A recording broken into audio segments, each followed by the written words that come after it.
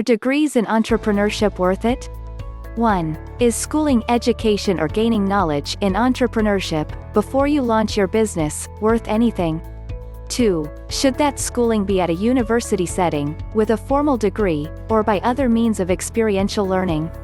3. What are non-university sources of getting credible knowledge for entrepreneurs? 4. How much does schooling help in the entrepreneurial process versus just jumping in and learning the ropes as you go along? 5. How much schooling is enough? 1. Is schooling, education or gaining knowledge in entrepreneurship, before you launch your business, worth anything? Humans have always learned as they go. Schools were created to give us a formal foundation and accelerate the learning. Imagine learning a language or math as you go along. You can, but your vocabulary will be limited and it will take a longer time to be proficient. It is the same case with entrepreneurship. Similarly, for a profession, a doctor or an accountant. Some may pick up the trade by themselves, but schooling can make it faster and more complete. Like any other discipline, people come with a certain God-given natural aptitude for entrepreneurship. There is no legal requirement for a degree, but schooling can polish and incrementally improve that aptitude. 2. Should schooling be at a formal university setting, with a formal degree, or by other means of experiential learning? Entrepreneurship, as a discipline, has exploded just as demand for MBA has been in steady decline. Many universities have rebranded their generic business program with a course in entrepreneurship to call it a concentration or major. Even the faculty is old line with no actual experience in entrepreneurship. They have made a vocational, hands-on discipline into an academic one. Be very selective in picking a formal entrepreneurship program at a university. Most of them treat entrepreneurship as a small established company. 3. What are non-university sources of getting credible knowledge for entrepreneurs? There are many credible incubators, accelerators and other methods of imparting entrepreneurial knowledge which are more intense, practical, faster and relevant than a university degree. If you are the do-it-yourself kind, you can go through a risk reduction method.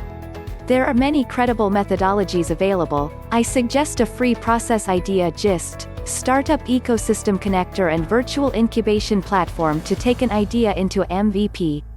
4. How much does schooling help in the entrepreneurial process versus just jumping in and learning the ropes as you go along process?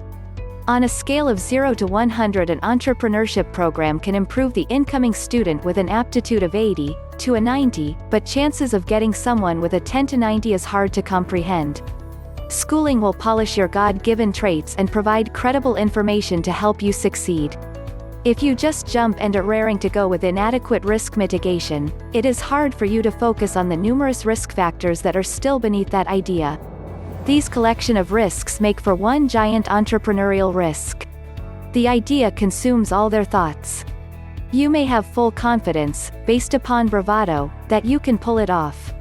You will end up paying most of your attention to things that you are already very good at and therefore already have a lower level of risk. You will have to deal with these same issues when the meter is ticking and the problems are coming at you at rocket speed. You have a very high chance of failure. See why do most of the startups fail in the first year itself? 5. How much schooling is enough? Enough to understand and mitigate most, if not all, of the risks you are about to encounter in the process of converting your idea into an opportunity. What job would you get as entrepreneur? I have to admit, not many come to mind. I suppose you could teach entrepreneurship. You could study entrepreneurship. So there's 2 jobs. Other than that though, you get a degree in architecture to be an architect. You study nursing to be a nurse. You might graduate in marketing because you want to work in marketing. You can just graduate in business because you want to go into a business. Getting a degree in entrepreneurship is, practically speaking, rather like getting a degree in humanities, which of course, you can do. And what would you do with that? Well, study or teach humanities. Don't misread my pragmatism. In universities there are degrees in tangible fields and there are degrees in intangible fields. Art history is one of those intangible fields that comes to mind. You can certainly study it and get a degree, to study art history, teach art history, or maybe work in a museum. Please appreciate that entrepreneurship is an intangible. There's no job title. It is not a career. Entrepreneur is in fact a personality trait. People are either entrepreneurial or not, hence, a study of it would really just be knowing what people like that are. Don't misunderstand, I know why you're asking.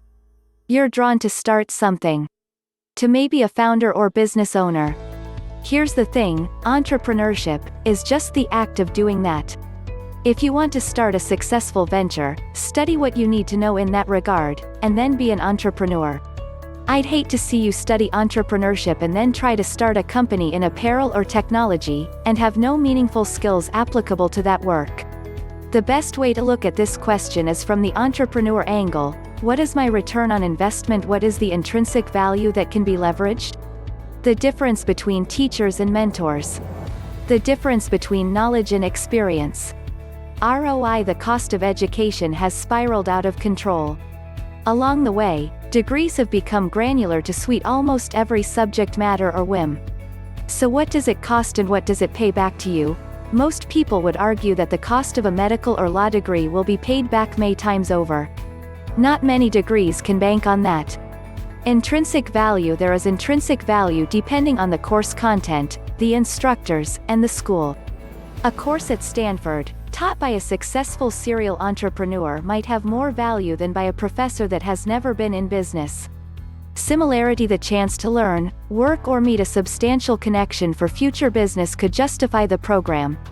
Teachers and mentors. Most entrepreneurs are not good teachers, they are great mentors. They don't have time, and usually not the patience, for teaching or explaining in detail over and over again. You learn by watching their actions, knowing when to ask questions, and asking questions that are meaningful. Not, how do I make a lot of money? Knowledge and experience. I see this too often in young students. They seek knowledge because they feel inexperienced. Nothing replaces rolling up your sleeve and getting involved, win or lose. You can learn more by failing in action than scoring high on an exam. This does not mean you should give up getting a degree. But there are many ways to combine these efforts. Look into low-priced classes that provide value, such as accounting at a community college, and at the same time start a small business on campus doing something.